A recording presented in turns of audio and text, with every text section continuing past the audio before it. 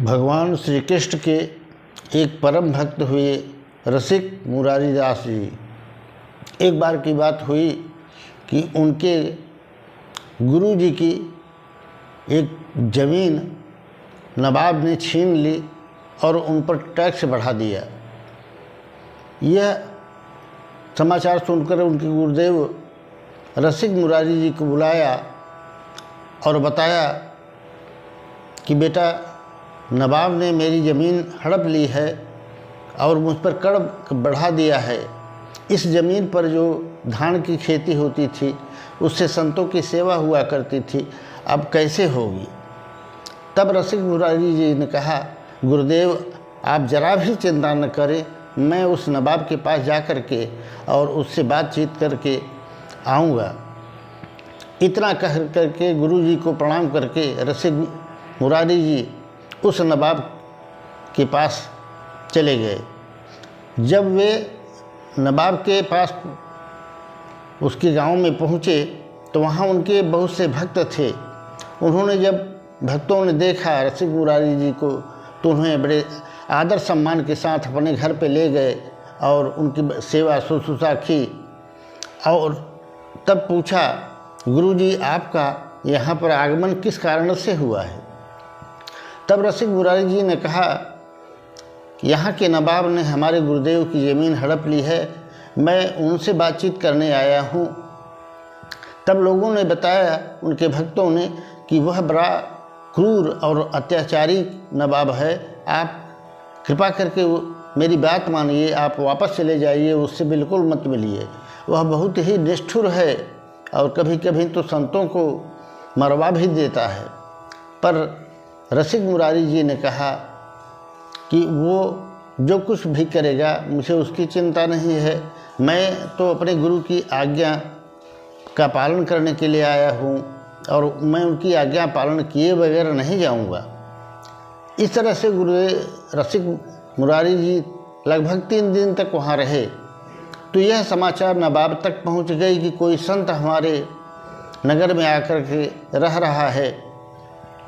तो उसने उन भक्तों को बुलवाया जिनके यहाँ रसिक मुरारी जी रहा करते थे। उन भक्तों को बुलवा करके उसने कहा कि तुम्हारे यहाँ कोई संत रह रहे हैं। उन लोगों ने हाँ में सिर हिलाया। तो उसने कहा, कल उसको हमारे पास लेकर के आओ, नहीं तो मैं तुम लोगों का वध करवा दूँगा। वो लोग वापस चले आए और आकर के रसिक मुरारी जी से पुनः वही बात कहने लगे, गुरुदेव कल वह आपको अपने दरबार में बुलाया है और मैं तो यही कहूँगा कि आप रात को ही यहाँ से निकल जाइए, इसी में भलाई है। तब रसिक मुरारी जी ने कहा, मुझे देखो किसी बात का भय नहीं है, मैं भगवान श्री कृष्ण का भक्त हूँ, वो सदैव हमारे साथ रहते हैं, कण कण में विराजमान हैं, मुझे किस बात का भय है। तुम लोग चिंता मत करो, कल मैं उससे मिलने अवश्य जाऊँगा। सुबह हुआ, उन भक्तों को साथ लिए एक पालकी में बैठ कर के नवाब से मिलने के लिए रसिक मुरारी जी चलने लगे। उधर नवाब जो था वह बहुत चालबाज था। उसने रसिक मुरारी जी को मरवाने के लिए पहले से ही एक चाल चली थी। उसने रास्ते में एक पागल हाथी छोड़ दिया था। इनकी इधर से पालकी जा रही थी, उधर से पागल हाथी छोड़ दिया गया। अब वो लोगों को मारता पीटता और चला आ रहा था। उस हाथी को देखकर गांव वाले सभी भागने लगे, चीखने लगे, चिल्लाने लगे। वह हाथी दौड़ता हुआ पालकी के पास आया और ज्यों ही पालकी, तब तक कहार भी जो उस हाथी को देख करके पालकी वहीं छोड़ करके भाग गए थे। वह हाथी पालकी को पलटने वाला ही था कि रसिक मुरारी जी उसमें से निकले और निकल करके बोले, अरे गजराज, यह कैसा रूप धारण किया है, क्या यह जन्म भी तुम व्यर्थ गंवाना चाहते हो। लोग बाहर से देख रहे थे कि यह कैसा संत है कि पागल हाथी से बात कर रहा है। पर इधर इनकी मुरारी जी की बात सुन करके वह हाथी का क्रोध शांत हो गया। जो अभी लोगों को मार पीट रहा था, उखाड़ पछाड़ कर रहा था और पालकी को पलटने जा रहा था, उसका क्रोध बिल्कुल शांत हो गया और वह रसिक मुरारी जी के चरणों में बैठ गया और बैठ कर के उनके पैरों को सहलाने लगा। ऐसा लगा कि जैसे वह उनके शरणागत हो गया हो।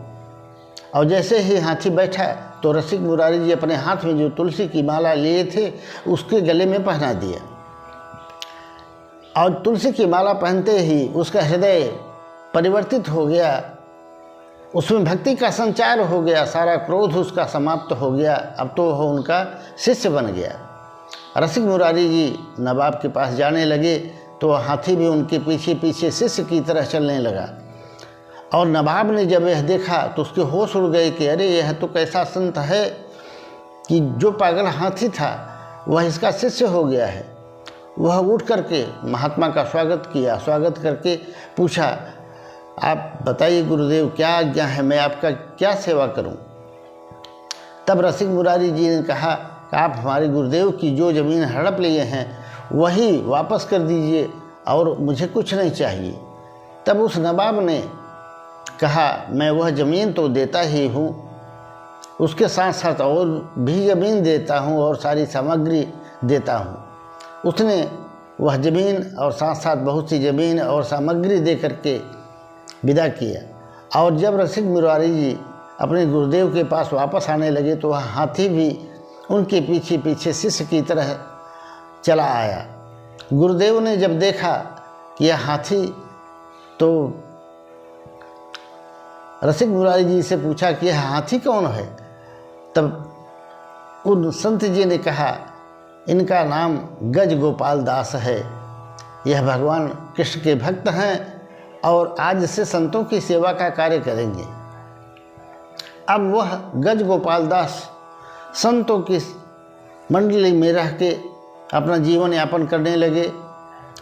उनका भोजन यही था कि जहाँ जहाँ संत रहते और संत भोजन करते तो उनके पत्तल से जो भोजन नीचे गिर जाता उसी का वह भोजन कर लेते, उसी से अपना जीवन यापन करते और भगवान का भजन करते। एक दिन की बात हुई कि गज गोपाल दास बंजारों की टोली में चले गए, जहाँ उन्होंने अन्न का बहुत बड़ा भंडार रखा था। वहाँ से कुछ बोरे अन्न के अपने शरीर पर रख कर के अपने गुरुजी के आश्रम में ले आकर के पटक दिए। और तब रसिक मुरारी जी पूछे, ये कहाँ से लाए। तभी कुछ बंजारे आकर के बोले, आपका यह भक्त तो बहुत ही उदंड है, हम लोगों से बगैर पूछे ही अनाज के बोरे उठा लाया है। तब रसिक मुरारी जी ने प्रेम से गज गोपाल दास को बताया कि देखो ऐसा नहीं करते, किसी का भी सामान संत सेवा के लिए तभी लो जब कोई अपनी स्वेच्छा से दे, अन्यथा आज के बाद ऐसा काम नहीं करना। गज गोपाल दास ने हाँ में सिर हिलाया। और इस घटना की बात गज गोपाल दास की चर्चा इतनी जोरों पर थी कि बंगाल का नवाब जो था वह चाहता था कि गज गोपाल दास उसके पास चले आएँ। उसके लिए उसने बहुत यत्न किया पर वह बार बार असफल होता रहा। एक दिन एक ठग आ करके उस नवाब, बंगाल के नवाब से कहा कि आप कहें तो मैं प्रयास करूं। तब नवाब ने कहा कि अगर तुम उस हाथी को हमारे यहाँ ला दोगे तो मैं तुम्हें मुँह मांगा जो भी इनाम कहोगे देंगे। वह ठग गज गोपाल दास के पास आया और एक संत का वेश बनाया। संत का वेश बना करके वो गज गोपाल दास से कहा कि मैं एकांत में भगवान का भजन चिंतन करता हूँ, क्या तुम मेरे भगवान को देखना चाहते हो। गज गोपाल दास का हृदय तो परिवर्तित हो चुका था, भक्ति से परिपूर्ण था। वह उसके पीछे पीछे चलने लगे और जब वह उनको लेकर के आगे बढ़ा, बीच जंगल में पहुंच गया तो पहले से ही चाल किया था, बंगाल के सैनिकों को वहां पर इकट्ठा कर रखा था। और वहां पहुंचने पर गज गोपाल दास को जाल के अंदर बंद कर दिया और बंद करके नवाब के पास ले गए। जब गज गोपाल दास उस नवाब के यहाँ पहुँचे तो उन्होंने देखा, समझ गए सारी बात कि मैंने तो इस पर विश्वास किया, संत वेश में आया था, पर इसने तो विश्वासघात किया है। वह सारी बात समझ गए। उन्होंने वहाँ पर अन्न जल सब त्याग दिया। 3 दिन बीत गया। वहाँ कौन संत था? उनका तो नियम था कि संत का जूठन खाते थे, पर वहाँ कौन संत था? इसलिए वो 3 दिन तक अन्न जल ग्रहण नहीं किए। तब उस नवाब को बड़ी चिंता हुई। उसने अपने सारे मंत्रियों को बुलाया और यह बात कहा कि अगर यह इस तरह से भोजन नहीं करेगा तो इसकी तो मृत्यु हो जाएगी। किसी ने कहा इसे गंगा का जल पिलाया जाए, हो सकता है गंगा का जल पीने के बाद यह भोजन करने लगे। तब नवाब के आदमियों ने उसे गंगा जी के पास ले गए और गंगा जी को देखते ही गज गोपाल दास ने वहाँ पर से थोड़ी दूर से एक फूल तोड़ करके अपने सूंड में लिया और गंगा जी को समर्पित करते हुए गंगा जी में प्रवेश कर गए। और प्रवेश करते ही माँ से प्रार्थना करते हुए अपने शरीर का त्याग कर दिया। वो लोग काफ़ी देर तक इंतजार करते रहे, पर गज गोपाल दास तो अपने शरीर को त्याग करके गोलोकवासी हो गए थे। कौन उन्हें पाता। वापस चले आए और उस बंगाल के नवाब को बताया तो नवाब बड़ा दुखी हुआ और उसने अपने मन में सोचा कि जब एक पशु इतना बड़ा भक्त हो सकता है तो इसका गुरु कितना बड़ा भक्त होगा। यह सोचकर वह नवाब रसिक मुरारी जी के आश्रम में आया और हाथ जोड़ करके प्रार्थना किया और सारी बात बताया कि मैंने आपका अपराध किया है, आपका भक्त मैंने अपहरण किया था, पर वह अपने शरीर का त्याग कर दिया है। तब रसिक मुरारी जी ने उसे कहा कि देखो, जो होना होता है वो होता है, और तुम भी, मैं यही कहूँगा कि आज से संतों की सेवा में मन लगाओ, भगवान का भजन करो, ताकि तुम्हारा भी जीवन पार हो जाए और तुम भी प्रभु की प्राप्ति कर सको, जीवन धन्य हो जाए। देखो, मनुष्य का जीवन इसीलिए होता है कि वह अपने जीवन का लक्ष्य प्राप्त करके भगवत प्राप्ति कर ले।